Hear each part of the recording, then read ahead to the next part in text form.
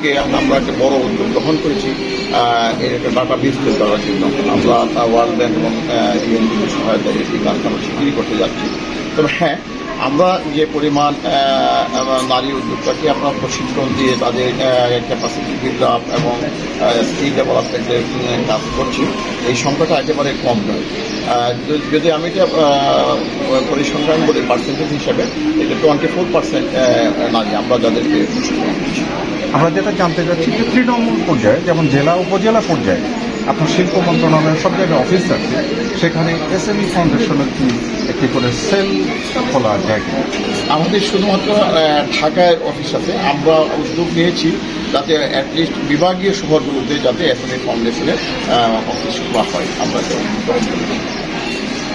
আর এই ঋণ দেবার ব্যবস্থা, যারা একেবারে তৃণমূল পর্যায়ে লাগে তাদের ঋণ দেবার ব্যবস্থাটা আমরা দেখেছি যে লাইসেন্স এবং অন্যান্য বিষয়গুলি অনেক টাকার খরচ, যেটি তারা পারবে না। একটি লাইসেন্স করার জন্য এই টাকাগুলোকে কমিয়ে 2-1 হাজারের ভেতরে আনা যায় কিনা এবং অন্যান্য সুবিধাগুলি দেওয়া যায় কিনা? হ্যাঁ, এটি একটি বড় আমি বলবো যে বাধা নারী উদ্যোক্তাদের ক্ষেত্রে, বিশেষ করে যে এই যে লাইসেন্স পাওয়া বা বিভিন্ন ডকুমেন্ট সংগ্রহ করা পাওয়ার জন্য। এই ব্যাপারে আমরা কর্মশালা আয়োজন করছি, প্রশিক্ষণ দিচ্ছি এবং সরকারি বিভিন্ন দপ্তরের সাথে আমরা যোগাযোগ করছি। আমরা বাণিজ্য মন্ত্রণালয়ের সাথেও বসছি যে এইগুলো আরও সিম্পলিফিকেশন দরকার এবং তাদের যে ফি, এই ফিটা কমানো দরকার। কারণ আপনি ঠিকই বলছেন, তৃণমূল পর্যায়ে যারা যে সকল নারী উদ্যোক্তা কাজ করছেন তারা আসলে মানে এতটা সামর্থ্যবান না যে এই নির্ধারিত ফিগুলো পরিশোধ করে বারবার এই দরিদ্র সংগ্রহ করা। আমরা সেটাই জানতে চাচ্ছিলাম যে আমরা যত কথাই বলি নারী উন্নয়নের জন্য, যদি রাষ্ট্র এগিয়ে না আসে, যদি নারীদের ফিগুলো কমানো না হয়, তাকে ওয়ান স্টপ সুবিধা না দেওয়া হয়, তাহলে আপনি কখনোই নারী উন্নয়নের জন্য কিছু করতে পারবেন না। আমরা এসএমই ফাউন্ডেশন থেকে এই বিষয়ে সরকারের কাছে আপনাদের কি ধরনের পরামর্শ জানতে চাই? আমাদের সরকারের কাছে আমাদের সুপারিশ বা অনুরোধ যাই বলি না কেন, আমরা সবসময় চাই যে নারী বান্ধব নীতিমালা, নারী বান্ধব আইন কেমন যেন প্রণয়ন হয়, যাতে করে নারী উদ্যোক্তারা সহজেই তাদের ব্যবসা বাণিজ্য চালিয়ে যেতে পারে। এই যে সরকারি দলিল বা ডকুমেন্ট যে সংগ্রহের ক্ষেত্রে এগুলো যেন আরও সহজ হয়, এরপর আমরা সবসময় পরামর্শ দিয়ে থাকি। এবং বাজেটের প্রাক্কালে প্রতি বছরই আমরা এনবিআরকে যেন নারী বান্ধব ব্যবস্থা চালু করে তাদের পণ্যের উপর যেন অধিক হারে শুল্ক আরোপ না করা হয়, এই বিষয়গুলো আমরা সবসময় অনুরোধ করি। এই বছর আমরা বিভিন্ন স্টেক হোল্ডারদের সাথে আমরা বসেছি এবং আমরা শিগগিরই এনবিআরের কাছে আমাদের এই পক্ষ থেকে এই দাবি দেওয়া উপস্থাপন করা। অনেক ধন্যবাদ। আসলে নারীর জন্য সব ধরনের সুবিধা নয়, নারীর জন্য কিন্তু বলা হচ্ছে অনেকই, করা হচ্ছে না সেটা। আপনি দেখবেন যে উমেন অ্যাফেয়ার মিনিস্ট্রি থেকে একটা জ্যোতি নামে একটা করেছে, যে সেখানে শুধু নারীরা একটা আউটলেট নিয়ে তারা তাদের পণ্য ডিসপ্লে করবে, সেলও করবে, বিক্রিও করবে। কিন্তু ওখানে জানেন কত টাকা দিতে হয় একজন নারীকে স্টল নিতে? তো এটা ঠিক বুঝলাম না যে অ্যাকচুয়ালি এসএমই নারীদেরকে উদ্দেশ্য করে এই জিনিসটা করা নাকি।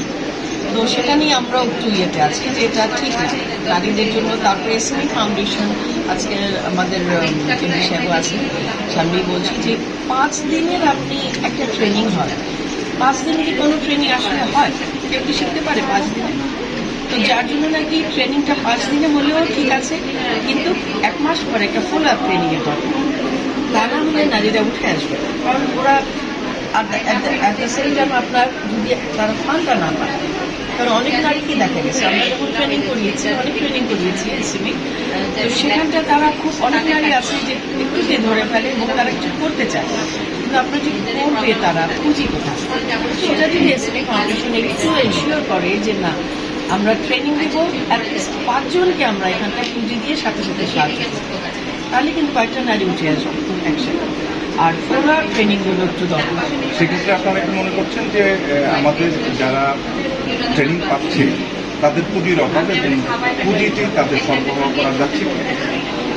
পুঁজিটা সবসময় হচ্ছে না, কিছু কিছু নারী হয়তো পাচ্ছে, কিন্তু বেশিরভাগ ক্ষেত্রে দেখা যাচ্ছে পুঁজির সংকট সব নারীরই আছে, এখনও স্ট্রাগল করছে। আপনার বলা হয় যে আপনার এই যে এসএমই লোন যেটা কজন পায়, আসল অর্থে কজন নারী সেটা পাচ্ছে, 100 শতকরা পাচ্ছে না, সেই জিনিসটা একটু দেখা দরকার। আর বলা হচ্ছে বললাম তো অনেক, তবে আমরা চাই আগ্রহ যে আমাদের শুরু থেকেই আমাদের দাবি যে ওয়ান স্টপ সার্ভিস, সবকিছুর জন্য এক জায়গা থেকে নারীটা পায়। আর আপনি ব্যাংকে যে লোন নিতে চান, আপনি এতগুলো ফর্ম ফিল আপ করতে হয়, তো সেই ফর্ম ফিল আপ করতে গিয়ে নারীটা ভয় পেয়ে যায় যে এগুলো তো তারা বোঝেও না। তো সেই জায়গাটায় যদি ওনারা একটু বুঝিয়ে দেন যে কি ফর্মগুলিতে কি কি আছে, কি কি ফিল আপ করতে হচ্ছে, তাহলেও একটা নারী কিন্তু একটু স্বাচ্ছন্দ্য বোধ করবে লোন নিয়ে। আমাদের দাবি হলো নারীর ক্ষমতায়নে নারীকে স্বীকৃতি দিতে হবে। আজকাল দেখবেন হঠাৎ করে আবার দেখছি নারীদের উপর নির্যাতন হচ্ছে, আজকাল কিন্তু পেপার মাঝে এরকম হঠাৎ করে আবার এটা কেন এরকম চড়া হলো, অ্যাটলিস্ট এই গভর্নমেন্টের টাইমে তো আমরা এটা আশা করি না। নারীদের উপরে কেন এইভাবে চড়া হলো, নারীদেরকে সহজে তাদেরকে বিশেষ করতে দিতে হবে, তাদের সেই নারী বান্ধব ক্ষেত্রটা তৈরি করে দিতে হবে। আপনার ল অ্যান্ড অর্ডার সিচুয়েশন খারাপ, একটা